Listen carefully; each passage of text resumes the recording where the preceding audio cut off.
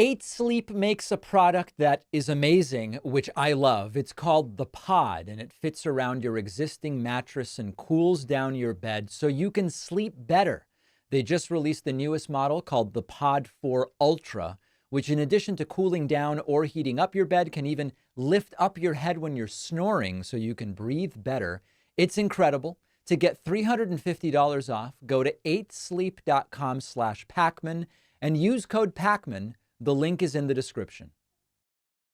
There is a new energy among the Democratic Party today. Kamala Harris and her new running mate, Minnesota Governor Tim Walz, holding an explosive rally in Philadelphia, Pennsylvania yesterday. And it has MAGA in a panic. It has Republicans running scared. This is not hyperbole, not a joke, folks, to quote President Joe Biden. We are going to lay it all out. And the most important sort of takeaway for me is, listen, we remember this level of excitement when Barack Obama became a candidate.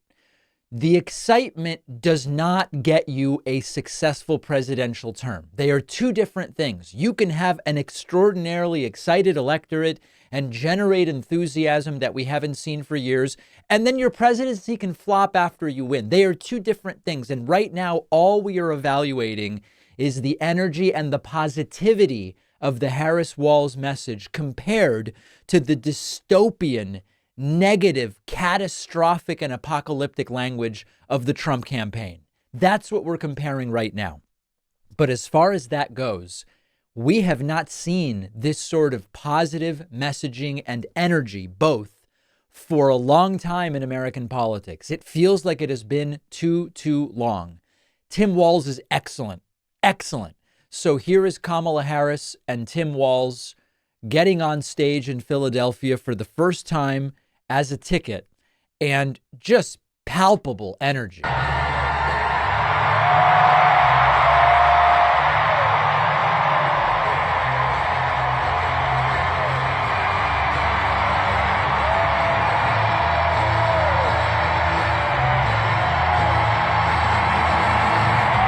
Just wild. And this is the same arena that Donald Trump struggled to fill very recently, and bursting at the seams with Kamala Harris and Tim Walz. Kamala Harris introducing Tim Walz and saying she wanted a fighter, she wanted a patriot, and she wanted a uniter. And she believes that that is Tim Walz, and the crowd just going wild. So here's the thing. Since the day that I announced my candidacy, I set out to find a partner who can help build this brighter future.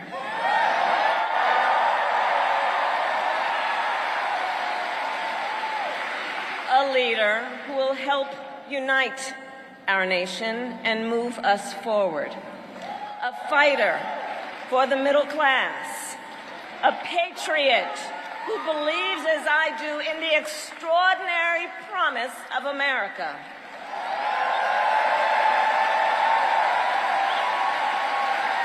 A promise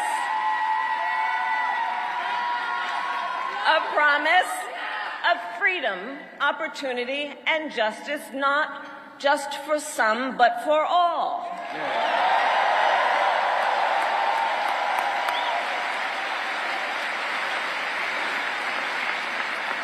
So, Pennsylvania, I'm here today because I found such a leader.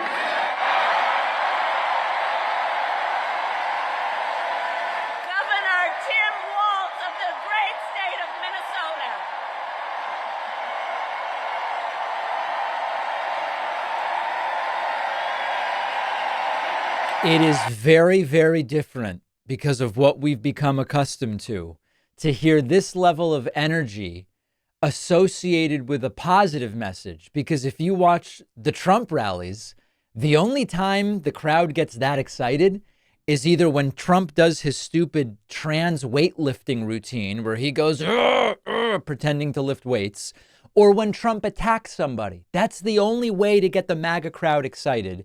And here the crowd is excited about a positive message. Here is Kamala Harris introducing Tim Walz, and then we will get to his speech. Tim Walz!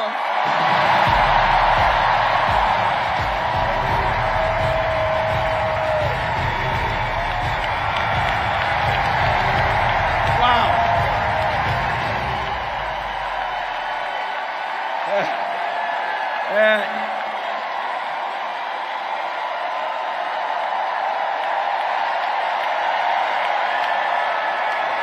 Thank you. Wow. Thank you, Philadelphia. Just an outpouring of support. And I know that there are people who have been saying, you know, this is the same mistake Hillary or Shillery or Killary. You know, this gives you an idea of who's saying this stuff. Same mistake Hillary Clinton made in 2016. Another boring, milquetoast white guy. I just don't see it that way. Tim Kaine was extremely boring. There's no doubt about it. He inspired nothing. Tim Walz not only has an extraordinary record as governor, but he really brings it. This guy is aggressive and going right out of the gate. I was stunned that he did this, but Tim Walz went right at JD Vance, even bringing up the couch fiasco. For some of you who don't know, there's been this rumor about JD Vance reportedly having a romantic encounter with a couch. Unclear if there was an ottoman involved or whether it was fully automatic recline or manual recline. We just don't know all the details, but Tim Walz going right at it and Kamala Harris loving it and the crowd loving it. And what a 180. What a 180 from seeing Trump's rally in this same building just recently. Let me make sure I have the right video clip here. Like all regular people I grew up with in the heartland, JD studied at Yale, had his career funded by Silicon Valley billionaires. Right. And then wrote a bestseller trashing that community. Come on. That's not what middle America is. And I got to tell you, I can't wait to debate the guy.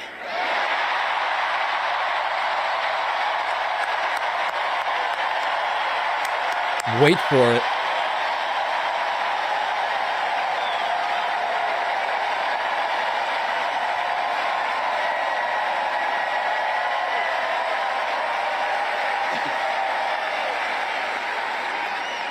That is if he's willing to get off the couch and show up. So, you see what I did there? Make no mistake, folks. This is not Tim Kaine without hair. That is absolutely the case. Tim Walz pointing out during his speech, crime was up under Trump, and that's not even including the crimes committed by Trump. I just love this stuff. Now, Donald Trump sees the world a little differently than us. First of all, he doesn't know the first thing about service.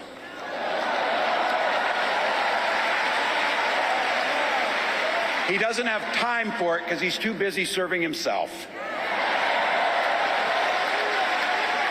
Again and again and again, Trump weakens our economy to strengthen his own hand. He mocks our laws. He sows chaos and division. And that's to say nothing of his record as president. He froze in the face of the COVID crisis. He drove our economy into the ground. And make no mistake, violent crime was up under Donald Trump.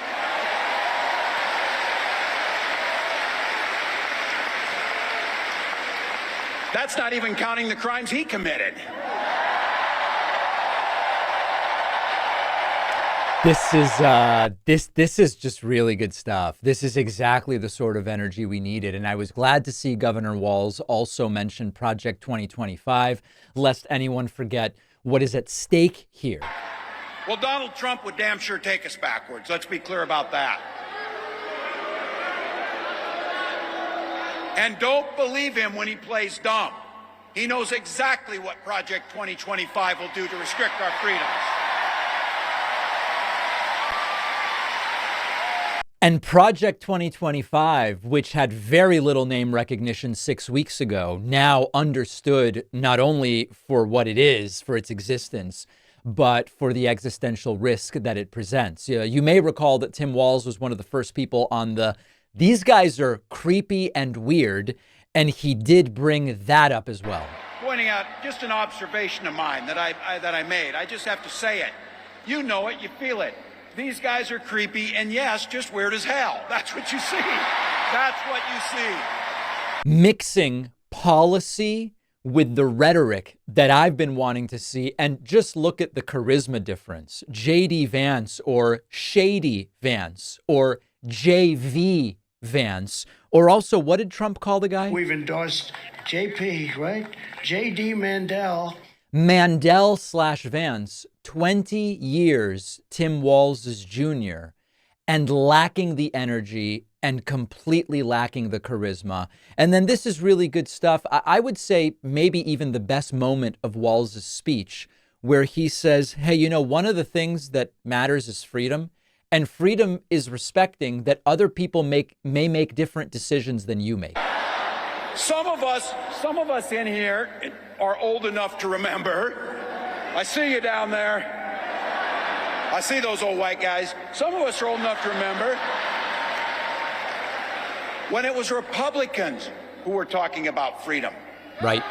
It turns out now what they meant was the government should be free to invade your doctor's office. In Minnesota, we respect our neighbors and their personal choices that they make. Even if we wouldn't make the same choice for ourselves, there's a golden rule. Mind your own damn business. This is what we need. This is an energy we've forgotten about, because let's be honest, there was not this energy behind Joe Biden. Joe Biden has been a great president. I will give you the list of dozens of important accomplishments of the Biden administration, but he didn't have this energy. And now it's here with the relatively youthful 60-year-olds, Kamala Harris and Tim Walz. I think Kamala Harris may be a few months shy of 60. I actually don't know how old she is. Doesn't matter. But this is an energy that has been forgotten because it's been missing. It's been negative messaging from Trump and just kind of a lack of energy from Biden. And it is here. And it is triggering the right wing in a way that you can't even imagine. And that's what I want to talk about next. MAGA is running scared. Right wingers are terrified. Fox News is imploding. Trump is melting down because the Kamala Harris vice presidential pick of Tim Walz continues to show a contrast in energy, a contrast in policy knowledge, and a contrast in charisma that is very, very bad for the Trump-Vance ticket. I'm going to give you some examples from the last 24 hours. Here is former Trump strategist and propagandist Stephen Miller. He doesn't know what insults to throw at Walz. He's terrified. This man is a moron. He is an incompetent. He is a radical. And he is going to turn the entire Midwest into a third world state. This is a disaster for America. We have to beat this guy, and we have to beat Harris in November. Does anyone believe that? What are you talking about, dude?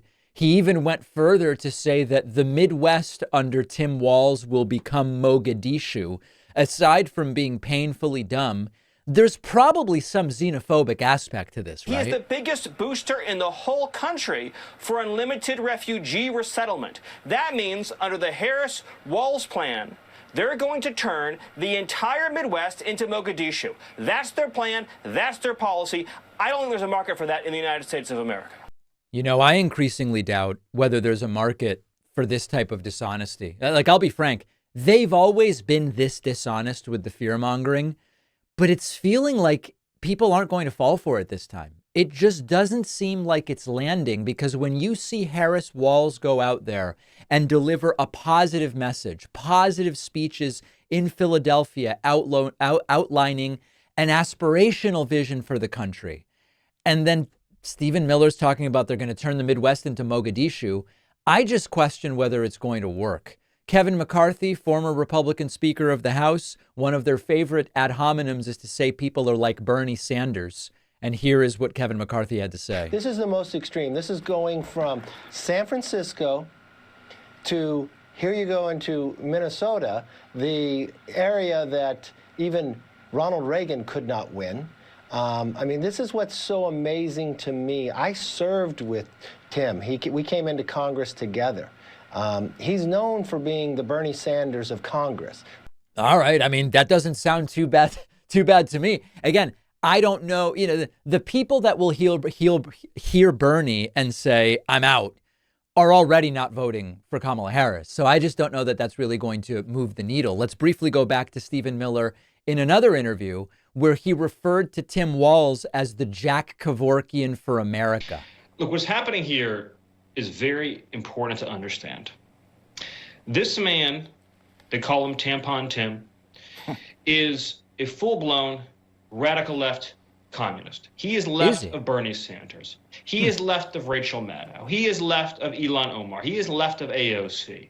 But the Democratic Party believes that if they wrap up those odious, insane policies, tampons for boys, castrating young children, open borders, unlimited refugee resettlement, they believe if they put this wrapper of Tim Walz on those policies with his fake, smug smile, his fake, phony, non-existent charm, that if they put that wrapper on it, that Americans will somehow vote to commit suicide. Tim Walz's job is to be the Jack Kevorkian for America. His job is to be the assisted suicide doctor, to lean over charmingly by the bedside of America and to give it a fatal injection. I don't think this is landing. I want to hear from you. Is this stuff going to inspire anyone to go out and vote Trump? I struggle to see it. And then finally, you know that they're not doing well when Ben Shapiro seems to be this stressed out. If you go back far enough, he was a high school football coach. And don't you know, he's a teacher and a high school football. He's basically Mr. Feeney, but more athletic. He's like Ed Asner, avuncular, moderate, just one of the boys. A guy who can crack a beer and can shoot a rifle, but is also really, really in favor of gun control and transing the kids. That's basically the pitch in favor of Tim Walz. So she does this routine. These rallies are incredibly well choreographed. I will say that. They are very well choreographed. She calls for a chant, and a chant goes up. First Democratic rally I've seen for a while where people start actually cheering USA. And why are they cheering USA? Because she says, what an amazing country this is. What an incredible country where a person like me, middle-class person, or Tim Walz, middle-class person, can become the president and vice president of the United States. Now, I agree with that. But she doesn't agree with that. She believes that America is systemically racist. So does Tim Walz. They're in a panic.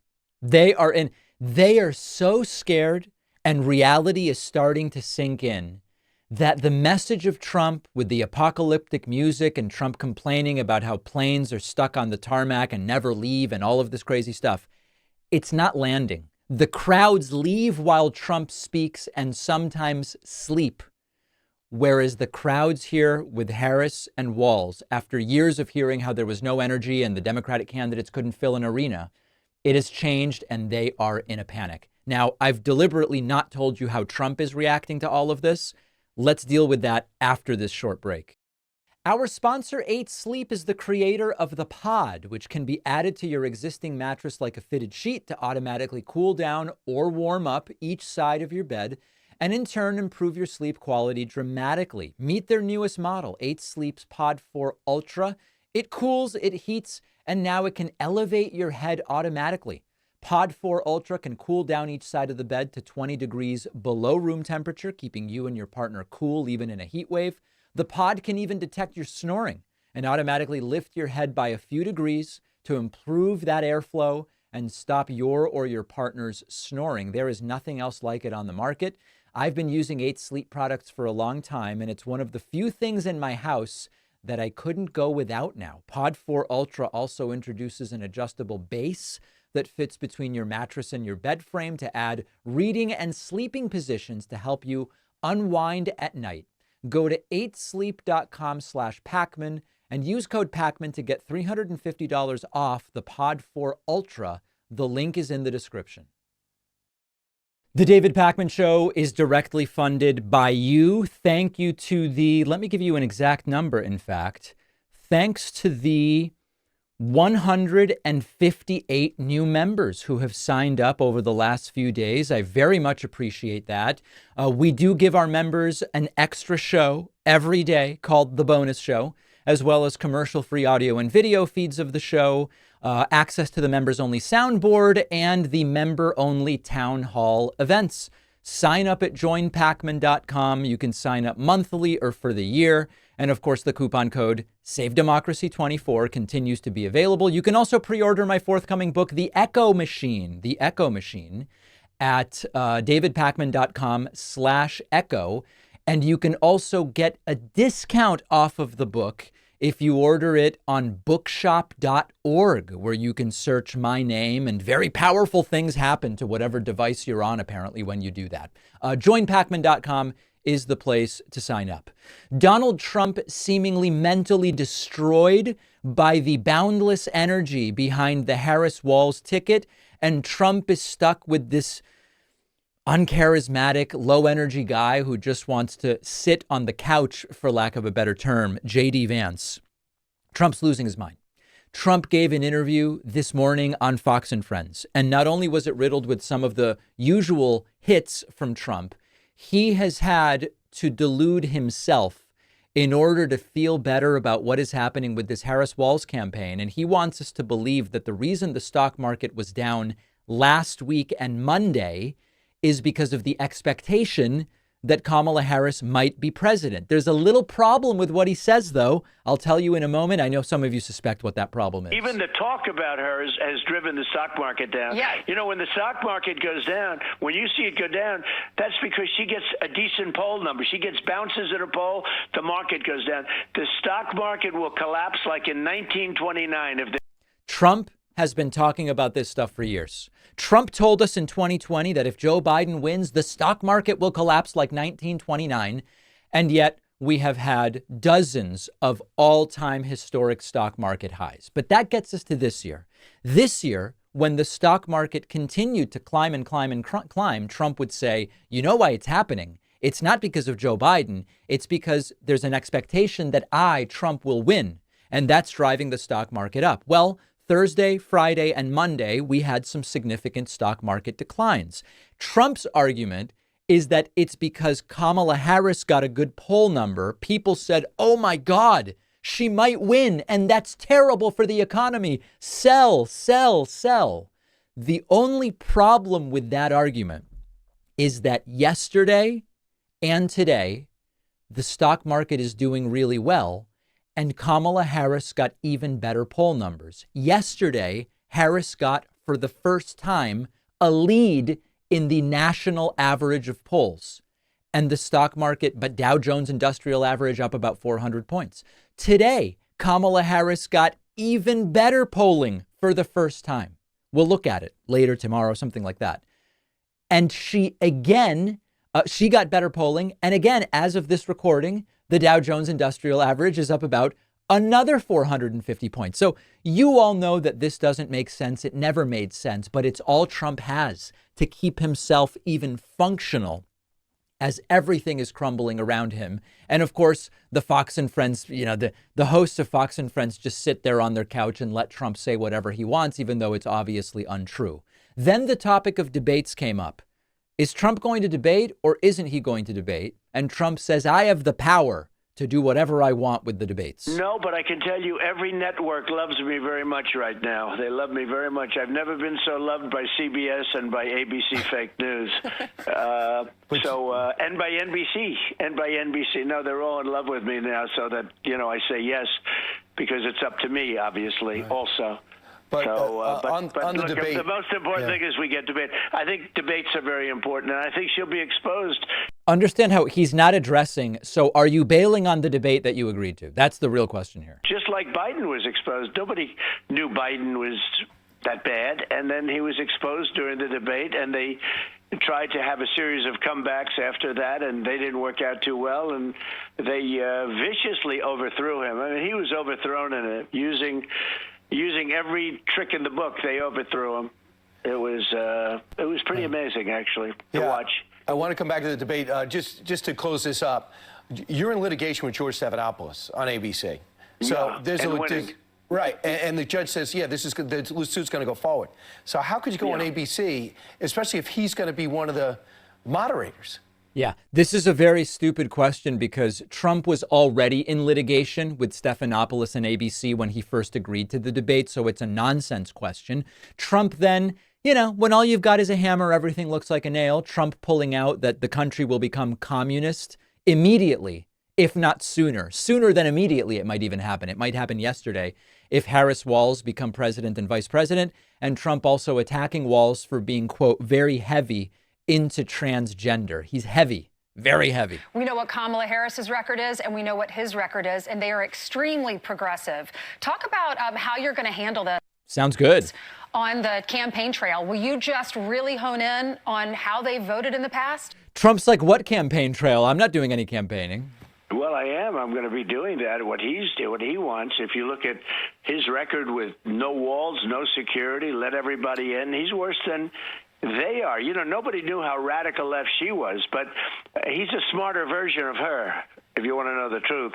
Obviously, if you've got a woman who's a person of color and a white dude, even if they're both progressive communists, obviously Trump has to mention that the white guy is smarter. He's probably about the same as Bernie Sanders. He's probably more so than Bernie Sanders. She is more so than Bernie Sanders. That's got to be your guide, Bernie Sanders, and that's not a great guide.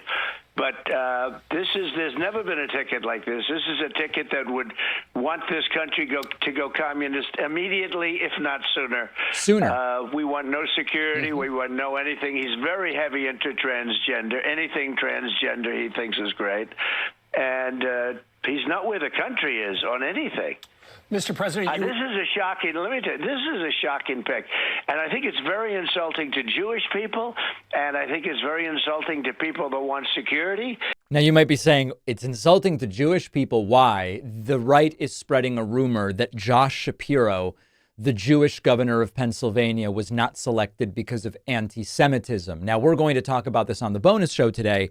And as a Jewish person, I will address that. And then Trump finally pulling out from the bag of tricks the usual, which is that Kamala is a nasty, nasty person.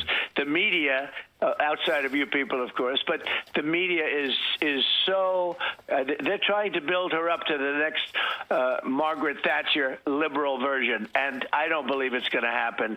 I hear she's hasn't taken one interview. She would never do an interview like this. That I can guarantee with any network. She would never do a softball-friendly interview over the phone where Trump's probably sitting in his pajamas in bed while doing it. Why wouldn't she do that? She doesn't do interviews because she can't answer questions.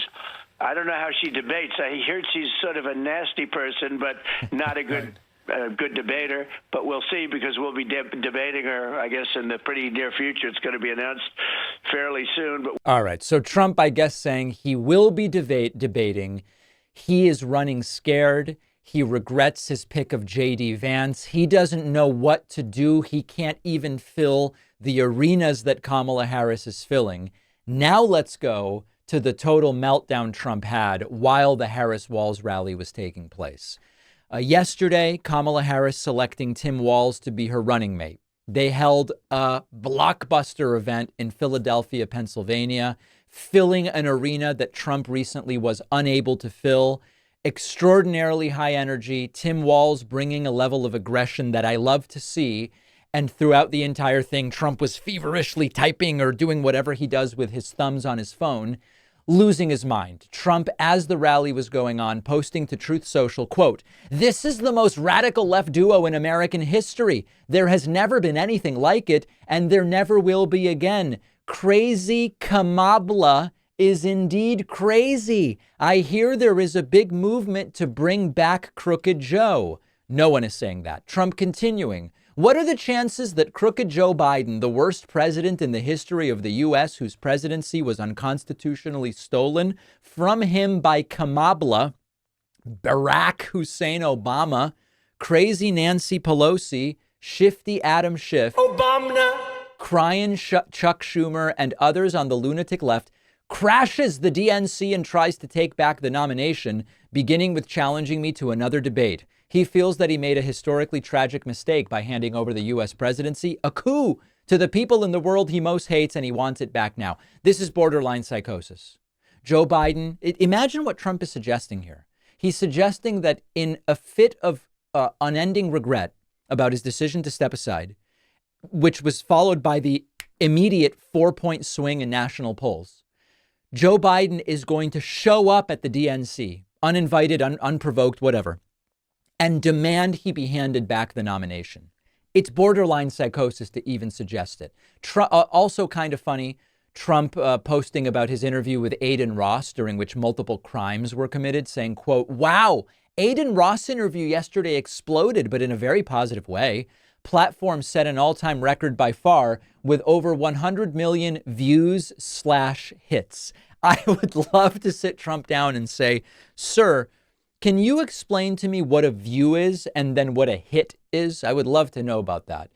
Trump saying congratulations to Aiden and his wonderful mother and father and family, who I had the pleasure to meet. Thank you also to Barron Trump for the introduction to your friend Aiden. Young people are the future of America. Those numbers are really big stuff. And then finally, just kind of like a weird side note during this total mental breakdown, Trump posting, on Monday night, I'll be doing a major interview with Elon Musk, details to follow. You know, seeing Elon Musk interviewed is weird enough. Seeing Trump interviewed is weird enough. Musk interviewing Trump or Trump interviewing Musk, that's something I'm genuinely looking forward to. Make sure you're subscribed to the YouTube channel, youtube.com/The David Pakman Show. It's free. We're pushing towards 2.5 million subscribers. We'll take a very quick break and then the show will continue. Don't forget that the best way to support the David Pakman Show is by becoming a member, which gives you access to the daily bonus show, the regular show with no commercials. You also get access to our entire archive of every episode dating back a really long time and plenty of other awesome membership perks. Go to joinpakman.com, joinpakman.com. Welcoming to the show today, Brian Tyler Cohen, listed by Don Lemon during our appearance as MAGA's worst nightmare. More of a compliment, really, I would say. Brian, of course, progressive political commentator, YouTuber, podcaster. His new book out Tuesday is Shameless: Republicans' Deliberate Dysfunction and the Battle to Preserve Democracy. So, Brian, before we get into the substance, tell me about your process, because we talked a little bit about this last time I saw you. I was working on my book early in the morning, which I think is just a function of having a kid. Yeah. And you talked about 2 a.m. sort of stuff. So like, just talk a little bit about how long it took you to write this, how much you were writing, your process. Yeah. So the book was, I kind of crashed the book because I didn't start writing really until maybe January, and it was due around March. So it was pretty much like a 3-month process, and it was every night roughly between 10 p.m. when I finally finished working and like 2 a.m. and then I would go to sleep, wake up around 8 the next day. And not the most fun process in the world to finish a full day of work doing what we do. Obviously there's no shortage of content, but to finish all of that, and then rather than have some semblance of relief because you've just finished your work, you then sit down to write something that's going to be memorialized for the rest of time. Yeah, without a doubt. So I think, I don't know about you, but I've said, if my book doesn't succeed, and what that means, I don't yet know, I'm probably not writing a second one, but I don't even want to ask you that question yet because the book's not even out yet. Let's focus on this book for now. And one of the really interesting things you write about in the book is, you know, you talk about on the show and in the book about the hypocrisy that we see from the American right wing. But one of the interesting things that you also mention is that corporate media will often reinforce the double standard that's applied and kind of allow Republicans and the right wing to get away with that double standard rather than to attempt to hold them accountable for it. Talk about how that happens. The media is so desperate for acceptance from Republicans that what they'll do is basically bend over backwards to overcompensate for their own coverage. And so the media, the last thing they want to do is be called the liberal media, for example.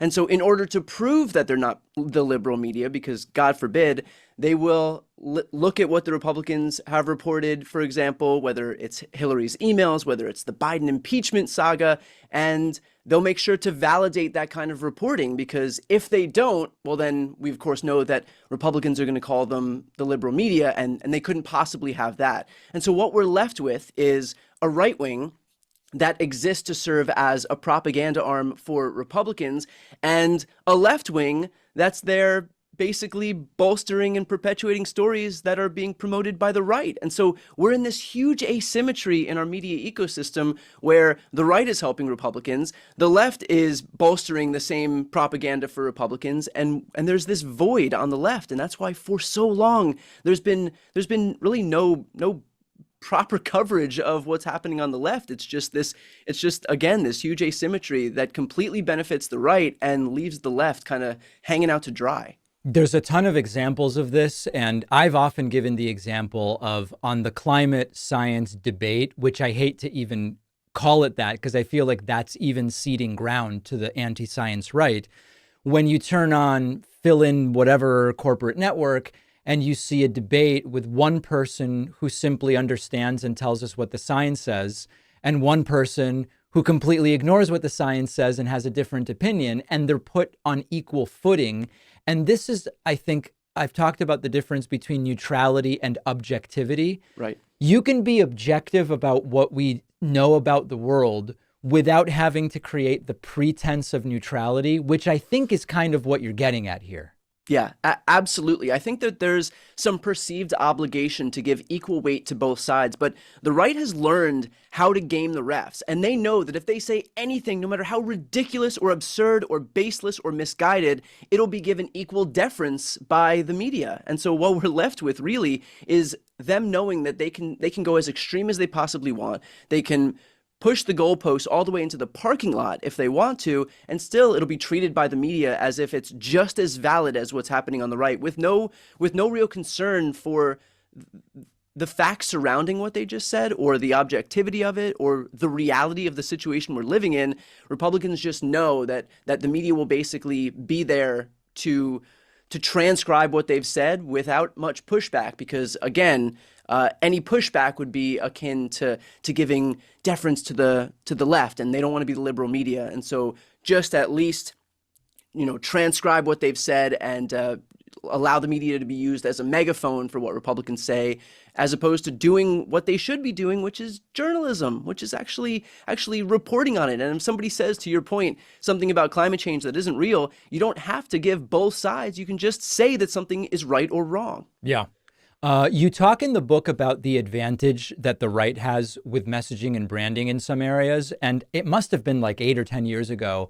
I interviewed George Lakoff, and he's written about this quite a bit. And there are some examples where the simplicity of the right's message is a structural advantage. We've talked about, he talked about tax relief, which at its linguistic core means taxes are a burden and getting rid of them is a relief. That kind of puts the left at a disadvantage because our position isn't the opposite, which is, hey, just as many taxes as possible. We want an appropriate level of taxation based to some degree on the needs of the, so it gets more complicated. Talk a little bit about other examples where you find that the right has the branding and messaging advantage. Well, I think the Trump administration puts that on full display. You look at the simplicity and the repetition of Donald Trump's messaging, make America great again, build the wall, lock her up. I think to his credit, and there's not much I'll give him credit for, but to his credit, he's been very good at basically searing his messages into the cerebral cortexes of his supporters. And I think that there's really something that we can learn from that. And recently, on my channel, I've been doing live streams of all of Kamala Harris's rallies. And people will notice that the beginning of her rallies oftentimes will include a similar iteration of her prosecutor versus felon framing. Yes. And they'll ask me in the chat, and they'll say, like, why is she doing the same thing? Why doesn't she change it up? And my pushback to that is that's a good thing. That shows that Democrats are learning the lessons of repetition. And we should see that and recognize that if we hear the same speech over and over again, that we're not necessarily the target audience for that. We're the ones that are already, if we've watched this multiple times, we're on the team. Our job alongside Kamala Harris is to be able to persuade other Americans who haven't yet heard this speech. And so if she landed on something that's effective, kind of in the same way that Donald Trump landed on something that was effective with build the wall, lock her up, make America great again. If we land on something that's effective, which I would argue prosecutor versus framing absolutely is, then we should recognize that not only is it okay for her to repeat, but we should be encouraging of her repeating her message, because our job alongside her is to reach new people. And so we were initially one of those people who were persuaded by this messaging. And so now we should all be doing the exact same thing and standing alongside her and repeating the same message, because our job is persuasion. And so we have to be able to figure out messaging that works for new people at a rally in Philadelphia, new people at a rally in Atlanta, new people all across the country who are watching this for the first time. So there is a lot to be learned for repetition. But I think the message for my audience, I think for progressive audiences everywhere, is we should embrace repetition. And when we hear it, we should cheer it on, because that means the Democrats are finally learning the really valuable lessons that repetition might hold. Yeah, I recently spoke with Never Trump Republican Tim Miller, and also spoke with George Conway a little bit about the entire messaging kind of question. And they feel that so far, a lot of the messaging from Trump Vance before, but also I would assume even since Tim Walz has been selected, is that it's just not really going to sway anybody who is swayable. In other words, when JD Vance gets up there, as he did last week, and talked about Kamala Harris wants to take gas stoves and not allow you to eat red meat. Okay, yeah, I mean, that's been floating around for a while. It sometimes will animate a MAGA rally crowd, but that's not even going to make it into, I hope anyway, knock on wood, any kind of serious corporate media discussion of like, does she want to take your stove? Does she want to take red meat? So I think it goes to what you're pointing to, which is, what is the story that anyone can tell that is not just going to appeal to the base that you already have, but to the voters, probably under 500,000 of them in 3 to 5 key swing states? I don't really know what that message is, but I have an instinct that the positive message we're seeing, like for what we saw last night at the Harris Walz rally, I hope, Brian, I don't know, but I hope that that will be more influential than Trump's dystopian apocalyptic screeds with the conspiracy music. I don't know, but I hope. Are you saying that in August of 2024, taking away your gas stoves might not be the thing that pushes those last remaining independent voters and swing voters in battleground states over the finish line? I mean, when you put it that way, it's like, are there people sitting around in Wisconsin thinking, I'm not sure who I'm going to vote for, but I'm not going to induction cooktop, so I guess I'm voting Trump? Like, it seems obviously not going to work. I hope. Yeah. I don't think so either. I actually think they're going in the opposite direction, because you look at the new line of attack that Donald Trump debuted at the National Association of Black Journalists conference, and that was this idea that, in fact, Kamala Harris isn't black, and he was denying her biraciality by pretending, I mean, by straight up playing make-believe that her being half Indian American, half black is not a real thing. And the way that hurts Donald Trump, especially, not just because most of us can see that he's being a clown, but the people that he really needs to reach out to are people of color and young people. People of color very clearly and obviously understand the concept of biraciality, and young people are inherently the most biracial and diverse generation that we've ever had in this country. That inherently that's how it works. You can only become more diverse as the generations continue to filter down. So this notion that he's going to be able to make inroads with those communities by attacking the very humanity and background and heritage of Kamala Harris just kind of flies in the face of logic, really. And as for Kamala Harris and Tim Walz, I think what they're doing is really smart, because not only are they looking at the opponent in front of them, and that harkens back to the prosecutor versus felon framing, but they're very good about looking forward and even saying outright, acknowledging the reality of what they're doing, and saying it's not just about being anti-Donald Trump, it's about what we can do for you. It's about what the future can hold. It's about a future that has codified abortion rights and reproductive rights and IVF and that's safe for families. It's about a future that protects kids in schools by taking strong action against guns. It's about a future where we can make sure healthcare is more affordable for all Americans, and on and on. They're good about focusing on what the future actually holds. And so in effect, they're basically making this race a referendum on Trump focusing on the past and his own grievances and retaliation efforts versus a forward-looking campaign, which is what Harris and Walz are doing right now. And like historically, if you look at which works better, the demagoguery might have a few moments in history where it worked, like it did in 2016. But, you know, the campaigns we remember, the campaigns that really exceeded expectations and changed the course of history in this country were those that were focused on hope. It happened with Barack Obama in 2008. And if you're going to take the Obama hope message and put it against the Trump, you know, demagoguery, hell on earth, World War III message, especially after having gone through it already in 2016, I'd put my money on hope before I would on destruction and chaos. Yeah, of course, that's the hope. You know, to go back to the biraciality thing, I had this very funny realization in the immediate aftermath of Trump saying she used to be Indian and she became black.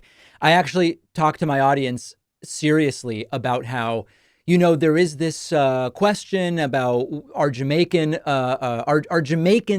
considered black or not, and there's different academic definitions. And then afterwards, I realized it's not that they're confused about whether Jamaicans are black or are African American.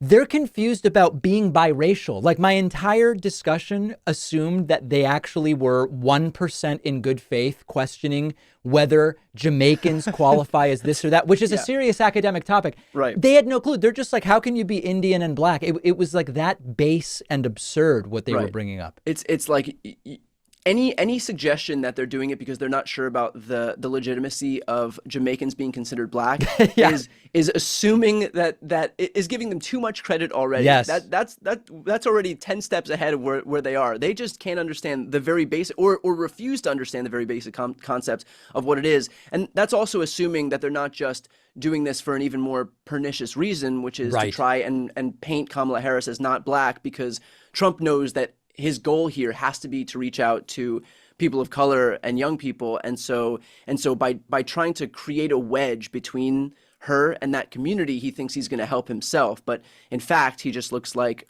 a racist old white guy.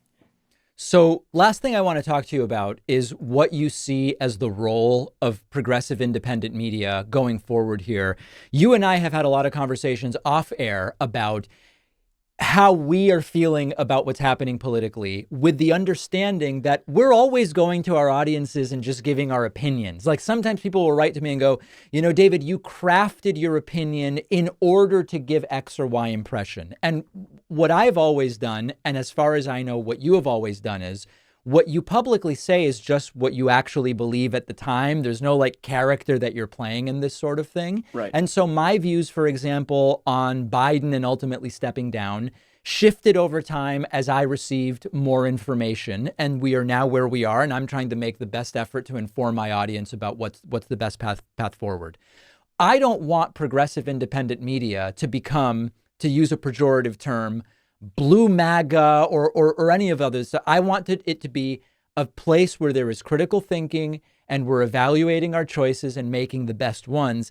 How do we keep it at that in the environment that's building as our platforms grow? Yeah, that's a good question. I think it's easy in a lot of times to kind of bend to the whims of the majority of the audience. And if they want, if they're looking for a certain answer, if they want us to act a certain way, I think there is a lot of pressure for us to do that, especially because we're immediately responsive to our audiences, right? Like we have the gift and the curse of being able to see, for example, instant feedback. And so if people are mad about something, they're going to let us know, and we're going to feel it a hell of a lot more than somebody's going to feel it on legacy media when they, do their thing into a camera, pack up their stuff, go home, watch TV later, and maybe open a few emails, or probably not. So there is that pressure on us. But I think our job really, look, the authenticity is going to show. That's presumably why you and I got to the point that we're at, where we're able to reach as many people as we're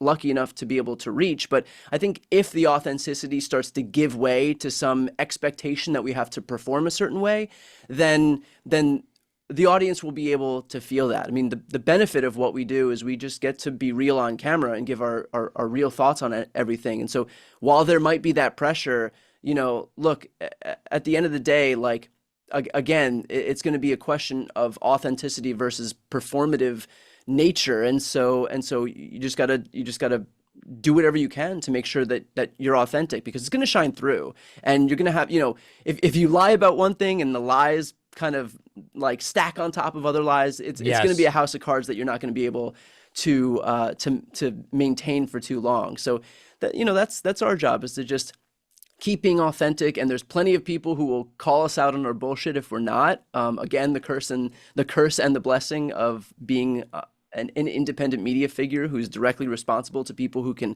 comment and email and leave messages and basically reach us in any one of a million different ways. Yeah, blessing and curse sounds about right in terms of the repercussions. Yeah, listen, it is funny because like I'll look at my inbox sometimes, and to your point about blessing and curse, I'll look at my inbox and I'll just see one email after the next. And you just get whiplash seeing what people have to say. Like someone will say the worst thing that you've ever heard a human say to another human, and the next thing is like, "I love your show. Thank you so much for what you do." So, not only that, I mean, any interview I do, I just did a panel with Mike Pillow and then an actual voter fraud expert, and I got emails saying this is absolutely the best thing that you've ever done, and also this was a complete waste of 35 minutes. Please never do it again. I mean, I think the point is there's hopefully a little something for everyone. If they don't like me, and many of them don't, maybe they like you, or maybe they like somebody else. Yeah. Well, I've maintained to my audience that the work that you do, you are a massive inspiration in terms of why I came onto YouTube. I think that you're the best in the business, and that your audience is lucky to be able to have your perspective on your channel. So, I would just extend to your audience that it doesn't get better than what David does. Well, thank you so much, and you're out there killing it, and so are so many others. So listen, let me tell you once again, Tuesday, the book is out. Not my book. I'm talking about Brian's book. It's called Shameless: Republicans' Deliberate Dysfunction and the Battle to Preserve Democracy. We're linking to the book so you can get it, and it's also available in audio, in audio, written, and also ebook form, really everywhere that one would expect to find such things, I think is fair to say. Yeah, it's available everywhere. If you want, if you get your books on Amazon or Barnes & Noble, or even if you want to support independent booksellers, you can go to bookshop.org. Yes. That's a great one to support indie shops, and would very much appreciate it, especially considering a certain hillbilly elegy is on the rise. And so I would just love to not be upstaged by JD Vance's book. No, that would be a real shame, as Donald Trump often says. Brian, really appreciate having you on. Thanks. David, thanks so much, man. If you value what we do at The David Pakman Show, remember to support us on Patreon. Go to patreon.com/David Pakman Show, where you can get access to behind-the-scenes videos, the Daily Bonus Show, the commercial-free Daily Show. You can support the show for as little as $2 a month. Check it out at patreon.com/David Pakman Show. I think yesterday we saw the funniest campaign event gone wrong that I've seen in years. In order to attempt to show the chaos, I guess, of a potential Kamala Harris presidency, the Trump team put together an event for JD Vance called Kamala Chaos in Philadelphia, Pennsylvania, sort of like shadowing where Harris and Walz would be speaking later in the day. And the entire event was so mismanaged that the crowd standing behind JD Vance blocked the word chaos in this banner. And it looks like a Kamala Harris rally. I mean, if you just were to scroll past this, you see Philadelphia and you see Kamala in huge letters, and you see a guy speaking. It sort of looks like a guy endorsing Kamala Harris. I don't know how else to say it. And just widely lampooned and lambasted and ridiculed because it's so stupid and such an obvious mistake. And the real chaos to me seems to be that they ended up holding an event meant to attack Kamala Harris that looked like it was a Kamala Harris campaign event. Now, everything about the event was ridiculous, including the audio. Here is a clip from Fox News where they show a reporter asking Vance a question. You see Kamala over his head, and the word chaos continues to be obscured by the crowd. And Vance just attacks Tim Walz with the usual kind of like nonsense talking points.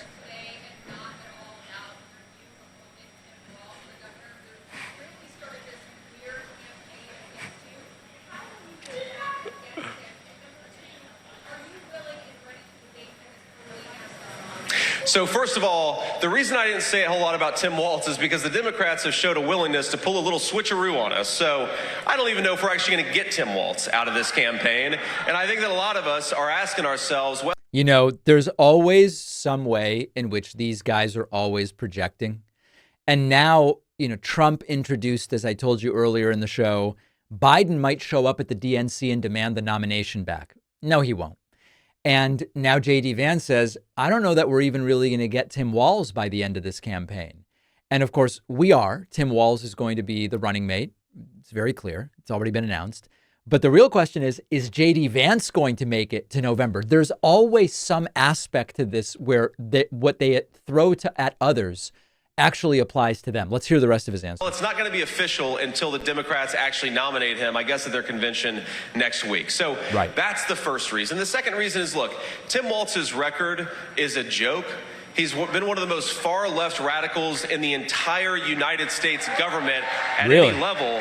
But I think that what Tim Walz's selection says is that Kamala Harris has bent the knee to the far left of her party, which is what she always does. Yes. Meanwhile, there are many on the left who say Tim Walz is like kind of too middle of the road. I wish he were further left, but he really doesn't seem to be. So total chaos in trying to make it seem as though Kamala's campaign is chaotic. And it ends up with JD Vance speaking in front of what looks to be a Kamala Harris sign. Eventually, we got to the question of why aren't you guys really campaigning, especially Trump? I want to talk about that next. I'm going to show you the difference in schedules this week, campaign schedules between Kamala Harris and Donald Trump. And the context here is that you may recall in 2020 and even in this campaign leading up to Joe Biden stepping aside, Trump and MAGA and Republicans love talking about Joe Biden's in the basement. He's not really running a campaign. He won't leave his house. Now, there's different sort of stories to this. The first story is that of 2020, where Trump was holding what were then considered pretty irresponsible rallies in the middle of a pandemic, where Joe Biden was just kind of following medical advice and campaigning safely. And the funniest part about talking about how Biden campaigned from his basement in 2020 is Trump lost to a guy who campaigned in his basement. That's very embarrassing for Trump. This time around, they started with the basement stuff, but very quickly got away from it because Biden actually was holding a more active campaign schedule than was Donald Trump, who was mostly golfing and hanging out at his various houses. We now have a very different situation. Here is the campaign schedule for this week. Kamala Harris, as you know, held a campaign event yesterday in Pennsylvania with Tim Walz. She's in Michigan and Wisconsin today. She's in North Carolina tomorrow. She's in Arizona the next day and Nevada the next day after that. The only thing Trump has scheduled is a rally on Friday in Montana. That's it. So as it is, the Trump schedule is very, very light, and Republicans are noticing this. And it's a vicious cycle. Trump's lagging in fundraising, and then he doesn't do that many events. The lack of visibility only hurts his fundraising more. Here's a clip from MSNBC about how Republicans are aware of what's going on. I was saying so eloquently before that, is that his travel has been sparse, and it's been noticed by Republicans who have wondered why he's not out there more. Obviously, JD Vance is out there a fair bit as the attack dog who's bracketing Kamala Harris. But Trump has not been in the public eye. He's not been doing these rallies. He had one on Saturday. And you've seen this kind of weird tension here because he clearly does want to be in the spotlight. He went to the NABJ, said some outlandish things, attacked the interviewers, played racial politics all over again, really grabbing the spotlight back, but then he kind of disappeared. And I sort of concur with you. I think he's not adjusted to a different type of campaign. Yeah, the guy's missing. He's missing and he doesn't know what to do. And instead he's doing live streams with Aiden Ross, known for smelling the flatulence of his guests. That's not a joke. That's what he's known for. JD Vance was asked about this on his plane. What's going on with the schedule? Where is Trump? Why isn't he out there? And JD able to say only, well, listen, I'm doing stuff. Pay attention to me. Governor and Vice President Harris are expected to take a battleground state tour in the next couple of days. Sure. Former President Trump won't be making a public campaign appearance until Friday in Montana. Is that a missed opportunity? No, look, I think I'm making a number of public appearances over the next few days just to drive home the fact that Kamala Harris's policy have been such a failure for normal Americans. I know the president's very busy over the next few days. Yeah. One of the things busy with what? We have no idea. No idea whatsoever. It's not been made clear. Got to do is, of course, get out there and speak to people and speak to reporters. A final thing that you have to do, of course, is raise the resources, and I know the president's very busy doing exactly that. So he and I are taking a divide and conquer strategy to this campaign. Yes. Sometimes JD is campaigning and Trump isn't. That's the division. We obviously do events together, but I think we're going to use the fact that we have two people who can both get out there and prosecute a message. Yeah. And JD's makeup looking really, really good here. One of the things that drives me a little nuts is they constantly refer to Trump as the president. Now, there is a difference. Every time I bring this up, some, genius will write to me and go, David, you keep the title of president for life. I understand that. But there's a difference between being introduced or referred to in person as Mr. President, President Trump. There's a difference between that and whenever you mention Trump, you go, the president is doing this. In that context, anyone would assume you're talking about the current president. Trump is not the current president, despite whatever JD Vance may have been convinced to say or whatever the case may be. So I don't know whether just hanging out, not in his basement, but in his house, is going to work well as a campaign strategy for Donald Trump. But even Republicans are noticing that this guy's MIA. We do have a voicemail number, and that number is 219-2-DAVID-P. Here is a really, really sick caller. And I want to remind you, now that we're not on radio and TV, we don't have to bleep profanity. There is profanity forthcoming here. It will not be bleeped, just as a warning to anybody who may be sensitive to that. Yeah, my name's John Paul. I live in Michigan. I'm 74 years old, and I hate your fucking guts.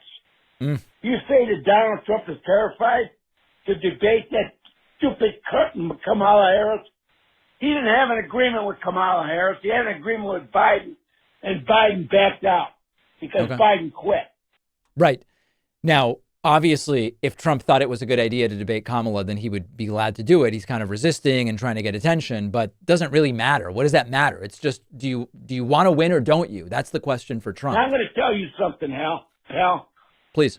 I'll come on your fucking show, and I'll kick the shit out of you anytime you say. You're welcome You're to. the one who's terrified of me. I've already goddamn reached out to you last year. Give me a call. I will show up in North Carolina on your show, and I'll give you a fucking thing to think about. I would love for this guy to call in. I'd love to talk to him about economic policy. I'd love to talk to him about social issues and what he sees as, the role of the global superpowers when it comes to nuclear proliferation. He's welcome anytime, okay? He's absolutely welcome anytime. Oh boy, wow, what a situation. By the way, Michigan voter, okay? That guy votes in Michigan. If he votes, we've got to make sure in every state we are ready for November. We have a great bonus show for you today. We are going to talk about the claims from some that Josh Shapiro was not selected as VP because he's Jewish. I have thoughts on it. There is a lot to say about it. Number two, a judge has ruled that Google has an illegal monopoly on search, and we're going to discuss what happens next. Could we see enforcement of antitrust? And thirdly, there is a man with a plan to tax the world's wealthiest 3,000 people. What is the plan? How would you do it? All of those stories and more on today's bonus show. Oh, the bonus show where you want to make money. Everybody else that makes money to fund themselves is bad. Sign up at joinpacman.com. Coupon code is SaveDemocracy24. Please make sure you're subscribed to the YouTube channel. And remember that you can pre-order my book, The Echo Machine, at davidpacman.com/echo or on any book or audiobook website that you prefer. I'll see you on the bonus show.